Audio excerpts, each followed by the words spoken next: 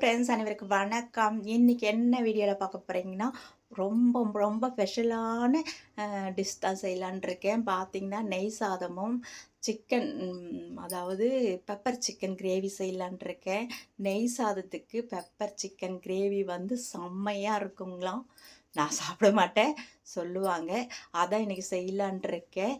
Sick நெய் சாதமும் chicken கிரேவியும் நான் வீடியோ எடுத்துட்ருக்கேன். எடுத்து போடுறேன் உங்களுக்கு. இப்போ பார்த்தீங்கன்னா ஒரு குக்கர் எடுத்திருக்கேங்க. கொஞ்சம் நெய்யும் அப்புறம் தேங்காய் எண்ணெய் தாங்க விட்டுருக்கேன். தேங்காய் எண்ணெய் விட்டு செஞ்சால் செமையாக இருக்கும்னு தேங்காய் எண்ணெய் தாங்க விட்டு செஞ்சுருக்கேன். இப்போ பார்த்தீங்கன்னா பட்டை, கிராம்பு, பிரியாணி இலை, அன்னாச்சிப்பூ இதெல்லாம் போட்டுக்கலாங்க. இது நல்லா வணங்கட்டும். அதுக்கப்புறம் முந்திரி பருப்பு எவ்வளோ வேணுமோ அது போட்டுக்கலாம். நல்லா கொஞ்சம் எல்லாமே ரொம்ப செவக்கக்கூடாதுங்க. ஆனியன் முதல் கொண்டு லைட்டாக தான் இது பண்ணணும், சரிங்களா? ஆனியன் பார்த்திங்கன்னா நீளமாக கட் பண்ணி போட்டிருக்கேன். நான் மெயினாக தேங்காய் எண்ணெய் விட்டுருக்கேங்க, ரொம்ப டேஸ்ட்டாக இருக்கும்னு சொல்லிட்டு. நெய் கொஞ்சம், தேங்காய் எண்ணெய் கொஞ்சம்.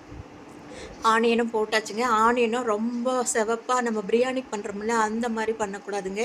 இது வந்து நெய் சாதன்றதால நம்ம லைட்டாக வணங்கினா போதும். அதில் நான் 2 பச்சை மிளகாவை நான் நறுக்கி போட்டிருக்கேன், சரிங்களா? எல்லாம் வணங்கிட்டுருக்கு. இப்போ ஒரு கைப்பிடி நிறைய மல்லித்தழை, புதினா இதெல்லாம் போட்டுக்கலாங்க.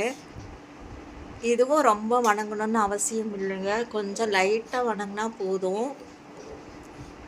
ஒன்று போட வணக்கிறதுக்கு சரியாக இருக்குங்க. அப்புறம் இஞ்சி பூண்டு பேஸ்ட்டு ஒரு ஸ்பூன் நிறைய போட்டிருக்கேங்க.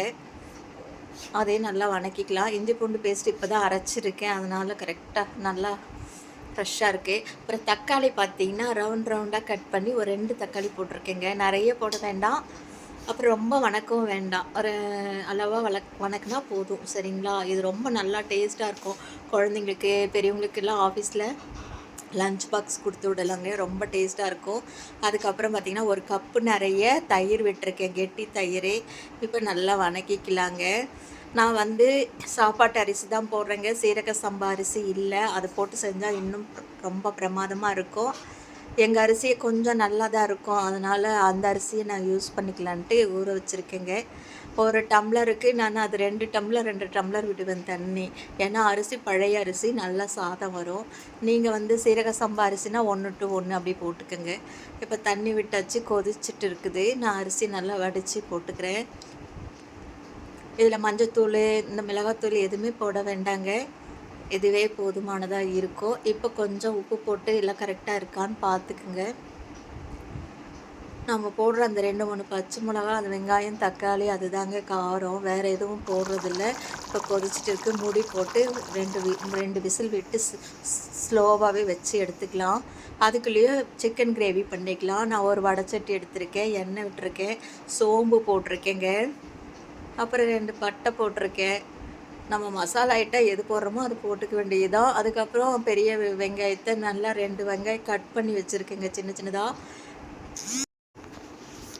நல்லா வணங்கட்டுங்க, நல்லா வணங்கி எடுத்துக்கலாம். இப்போ பார்த்திங்கன்னா சிக்கனுக்கு நல்லா வணக்கி எடுத்துக்கலாம். இதில் பார்த்திங்கன்னா நம்ம மிளகுத்தூள் தான், பெப்பர் சிக்கன் தாங்க, அதனால் மிளகாத்தூள், சாம்பார் அந்த மாதிரி எந்த தூளும் ஆட் பண்ணுறதில்ல, சரிங்களா? இப்போ பார்த்திங்கன்னா தக்காளியை நான் 2 தக்காளி நல்லா பேஸ்ட்டாக அரைச்சிட்டு வந்திருக்கேங்க. அதையும் நம்ம போட்டு கிளறிக்கலாம், வணக்கி எடுத்துக்கலாம். வெங்காயம், தக்காளி நல்லா வணங்கட்டுங்க.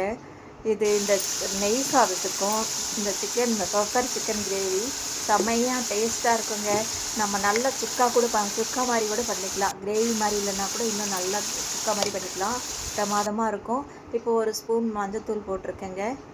இப்போது மிளகு தூள் நல்ல ஒரு பெரிய ஸ்பூன் நிறைய போட்டிருக்கேங்க. நான் 1/2 கிலோ சிக்கன் எடுத்திருக்கேன், அதுக்கு தகுந்த காரம் போட்டிருக்கேன்.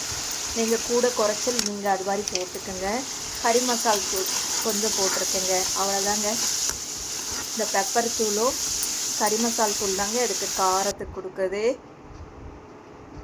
அப்புறம் இஞ்சி பூண்டு பேஸ்ட்டு போட்டுக்கலாங்க. இப்போ எல்லாமே நல்லா கிரேவியாக நல்லா வணக்கி எடுத்துக்கலாங்க.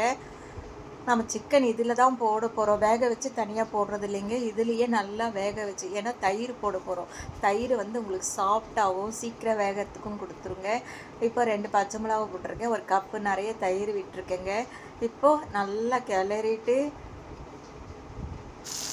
கொஞ்சம் மல்லித்தழையை போட்டுக்கலாங்க. கல்லுப்பு போட்டுக்கலாம். எல்லாம் நல்லா வணக்கட்டும். வணக்கினதுக்கப்புறம் நாம் நல்லா மஞ்சத்தூள் உப்பு போட்டு நல்லா சிக்கனை 4-5 வாட்டி கழுவி எடுத்து வச்சுருக்கேங்க. இப்போ நம்ம எடுத்து வச்ச சிக்கனை இதில் ஆட் பண்ணிக்கலாங்க. இதை ஆட் பண்ணிவிட்டு நல்லா கிளறிட்டு நீங்கள் ஒரு 5 நிமிஷம் மூடி கிளறிவிட்டே இருங்க. அப்போ தான் இதில் இருக்க காரம் இதெல்லாம் சிக்கனில் நல்லா பிடிக்குங்க. அடி பிடிக்காமல் நல்லா கிளறிட்டே இருக்கணும். இன்னும் கூட நான் ஒன்று கொஞ்சம் பெப்பர் போட்டிருக்கேன். ஏன்னா காரம் பத்தலைன்னு சொல்லிட்டு பெப்பர் போட்டிருக்கேன். அப்புறம் இஞ்சி பூண்டு பேஸ்ட் அரைச்சி அந்த கப்பில் இருக்க தண்ணி கொஞ்சம் விட்டுருக்கேன். அவ்வளோதாங்க தண்ணி. சிக்கன்லேயே தண்ணி இருக்குங்க. நல்லாவே வெந்துடும். அதனால் மூடி வச்சு கிளறிட்டுருக்கலாம். உங்களுக்கு சுக்காவாக வேணும்னா தண்ணியே ஊற்ற வேண்டாங்க, அப்படியே வெந்துடும்.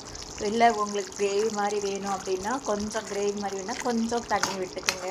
நான் இஞ்சி பூண்டு பேஸ்ட் அரைச்சி அந்த கப் தண்ணியை கழுவி ஊற்றியாச்சு. அவ்வளோதாங்க, சாப்பாடு ரெடி ஆகிடுச்சு. பார்க்கலாம். சூப்பராக சாப்பாடு நல்லா ரெடி ஆகிடுச்சுங்க. நெய் சாதம், பாய் வீட்டு நெய் சாதம் சொல்லுவாங்க. இப்படி தாங்க செய்வாங்க அவங்களும். பிரமாதமாக இருக்குது. இது பார்த்திங்கன்னா சாப்பாட்டு அரிசி தான். இன்னும் சீரக சம்பா அரிசின்னா இன்னும் நல்லா இருக்குமோ என்னமோ. அடி பிடிக்காமல் நல்லா பலன்னு சூப்பராக செமையாக இருக்குங்க. இப்போ கிரேவியும் ரெடி ஆகிடுச்சு. பாருங்கள், அட்டகாசமான சிக்கன் கிரேவி பார்க்குறதுக்கே எப்படி இருக்குது பாருங்கள். இது நெய் சாதத்துக்கும் அந்த சிக்கன் கிரேவிக்கும் பெப்பர் சிக்கன் கிரேவிக்கும் செம்மையாக இருக்குங்க. இந்த வீடியோ பிடிச்சிருந்தா லைக் பண்ணுங்கள், ஷேர் பண்ணுங்கள், சப்ஸ்கிரைப் பண்ணுங்கள்.